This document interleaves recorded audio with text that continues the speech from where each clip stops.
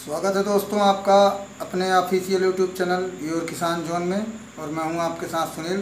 तो दोस्तों इस वीडियो में हम सोयाबीन की खेती की संपूर्ण जानकारी जानेंगे स्टेप बाय स्टेप, जैसा कि खाद उर्वरक, बीज दर, बीजोपचार, भूमि, जलवायु, उन्नतशील किस्में इत्यादि। तो दोस्तों बने रहें वीडियो के अंत तक, और चैनल को अभी तक सब्सक्राइब नहीं किया तो अवश्य कर लें, जिससे इस तरह की जानकारी आपको सबसे पहले मिल सके। तो आइए दोस्तों शुरू करते हैं बिना देर किए।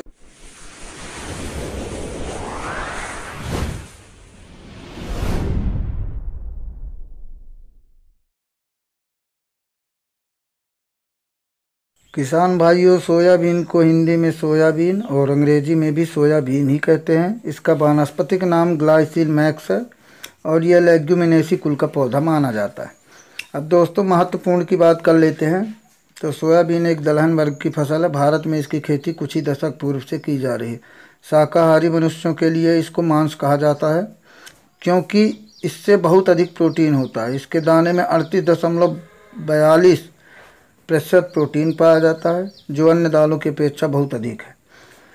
इसके अतिरिक्त इसमें 19.5% वसा एवं 20.9% कार्बोहाइड्रेट पाया। सोयाबीन की फसल से बहुत प्रकार की खाद्य सामग्री भी बनाई जाती है दोस्तों, जैसे हलवा, पूड़ी, गुजिया, चाट, दही बड़ा, भुंजिया, सूप, ब्रेड, दूध आदि। भोज्य पदार्थ तथा वनस्पति तेल, साबुन, ग्लिसरीन, वसा आदि उत्पाद बनाए जाते हैं।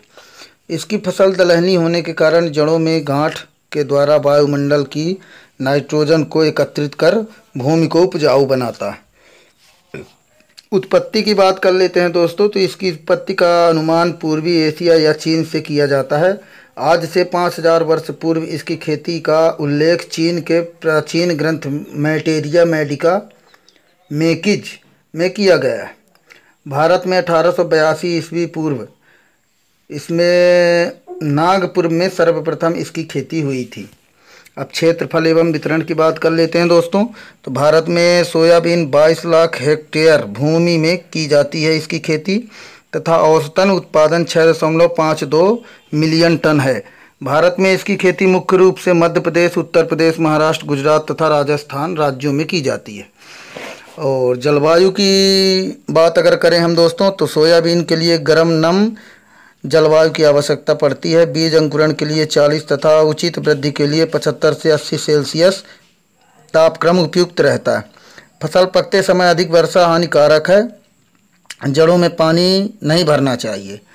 और उन्नतशील किस्मों के बारे में भी जानते हैं दोस्तों। तो इसकी उन्नतशील किस्में बैग्रा, शिलाजीत, अलंकार, बी के 262, बी के 308, बी के 327, बी के 416, जवाहर, गौरव, दुर्ग, JS 75, अंकुर, पी के 472, पी के 330, NP4 प्रजातियां मुख्य रूप से प्रचलित हैं।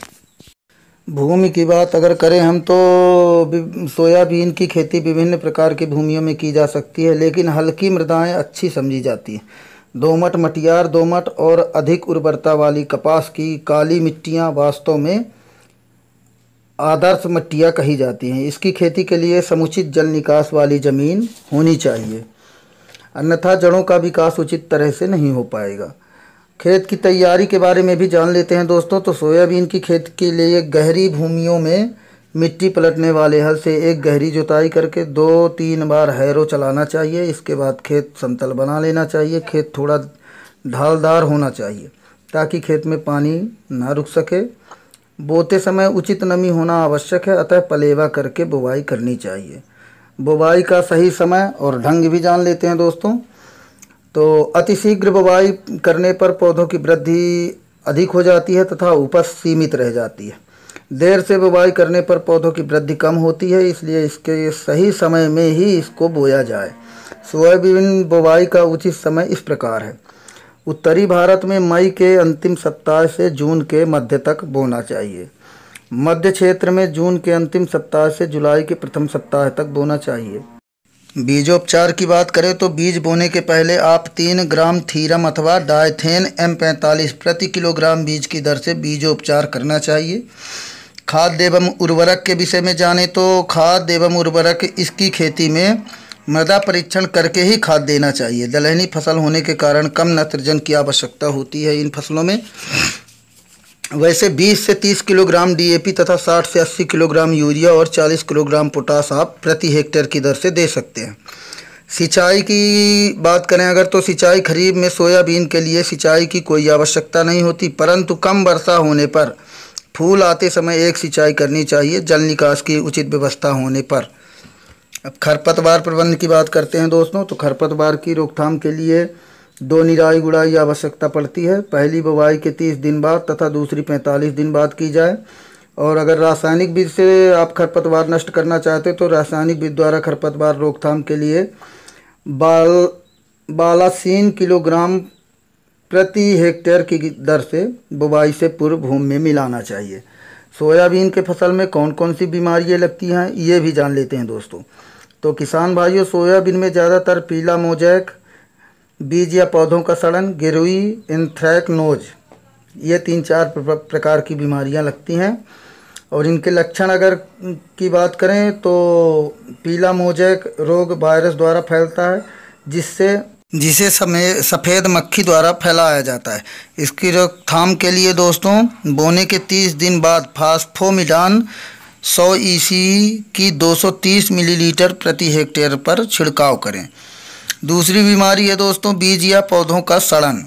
तो अंकुरण के समय पौधों का सड़न हो जाता है। इसकी रोकथाम हेतु थीरम 4.5 ग्राम प्रति हेक्टेयर किलोग्राम बीज को उपचारित करके बोना चाहिए। तीसरी बीमारी है दोस्तों गिरुई। इस बीमारी को लगने से पत्तियों पर धब्बे पड़ जाते हैं तथा अंत में पत्तियां गिर जाती हैं। इसके लिए डायथेन जेड 78 2.5 किलोग्राम घोल कर प्रति हेक्टेयर छिड़काव किया जाए। उपज की बात करते हैं दोस्तों, तो अच्छी तरह से पैदा की गई फसल में उन्नतशील किस्मों के उपज 30 से 35 क्विंटल प्रति हेक्टेयर से ली जाती है। तो किसान भाइयों, वीडियो से जुड़ा सुझाव आप कमेंट सेक्शन में दे सकते हैं। जानकारी अच्छी लगे तो दोस्तों के साथ शेयर करें वीडियो, जिससे हर किसान तक यह जानकारी पहुंच सके। धन्यवाद दोस्तों वीडियो देखने के लिए। मिलते हैं एक और जानकारी के साथ अगले वीडियो में। तब तक के लिए राम राम किसान भाइयों। जय हिंद, जय भारत।